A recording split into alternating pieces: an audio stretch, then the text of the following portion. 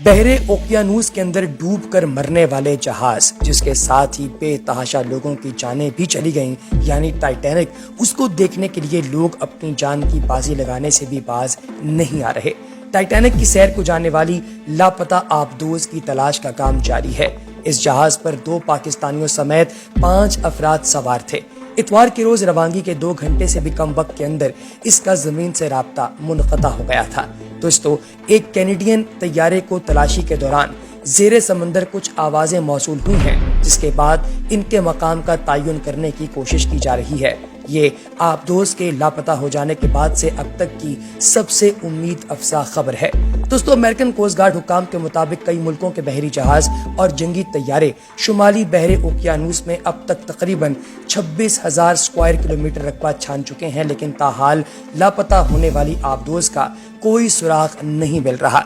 ये एक ऐसी आबदोज है जो कि टाइटैनिक दिखाने के सफर पर जा रही थी और पाकिस्तान के बहुत बड़े बिजनेसमैन शहजादा दाऊद और उनके बेटे भी इस आबदोज पर सवार हैं। इस आबदोज पर टोटल 5 लोग सवार थे।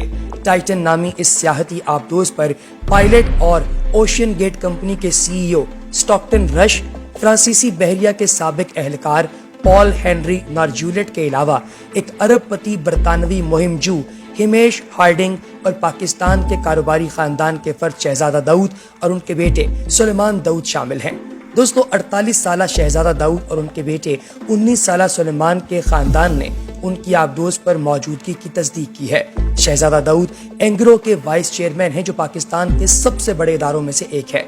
वो बरतानिया में मुकीम और SETI इंस्टीट्यूट में ट्रस्टी भी हैं। कोरोना की वबा के दौरान शहजादा दाऊद के वालिद हुसैन दाऊद ने, जो पाकिस्तान के दौलतमंद तरीन लोगों में से एक हैं, वबा के खिलाफ हुकाम के लिए 3 मिलियन पाउंड के मुसावी रकम भी दी थी। दोस्तों, साइंटिफिक अमेरिकन नामी वेबसाइट के मुताबिक बेहतरीन सूरत हाल ये हो सकती है कि टाइटन नामी आबदोज की पावर खत्म हो गई हो और उसके अंदर हिफाजती निज़ाम होगा जो उसे सतह पर वापस लाने में मदद करेगा, और बदतरीन सूरत हाल ये हो सकती है कि उसे अपने दबाव में तबाहकुन इजाफे का सामना करना पड़ा हो। ऐसी सूरत में इसके फटने का खतरा है और एक इम्कान ये भी है कि आबदोज में आग लग गई हो, जैसे कि बिजली के शॉर्ट सर्किट से। इससे इसका बरकी निज़ाम मुतासिर हो सकता है, जो आबदोज के नेविगेशन और कंट्रोल के लिए इस्तेमाल होते हैं।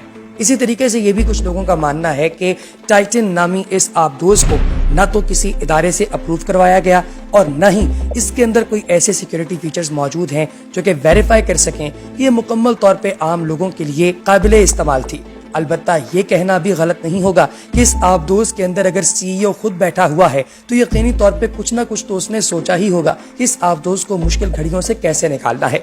इसके साथ ही साथ एक और बात जो पूरी दुनिया को बहुत ज्यादा अजीब लग रही है वो ये है कि इस बहरी जहाज नुमा आबदोज में बैठने के लिए हर शख्स को $1,25,000 फीकस के हिसाब से रकम अदा करना पड़ी, यानी कि 2 बाप बेटा जिसमें बैठे हैं वो $2.5 देकर इस अजीबो गरीब किस्म के जहाज को देखने के लिए गए हैं, जो कि बहुत अरसा पहले तबाह बर्बाद हो गया। अब अगर वो तबाह बर्बाद हो ही गया है तो उसको देखने के लिए आप कोई भी डॉक्यूमेंट्री प्ले कर सकते हैं, आप उस पर कोई फिल्म देख सकते हैं या कोई भी ऐसी चीज देख सकते हैं जिससे आपको अंदाजा हो कि वो जहाज कैसे डूबा होगा। लेकिन इतना पैसा पे करके समंदर की इतनी नीचे जाकर इस जहाज को देखना शायद बेवकूफ़ी ही होगी।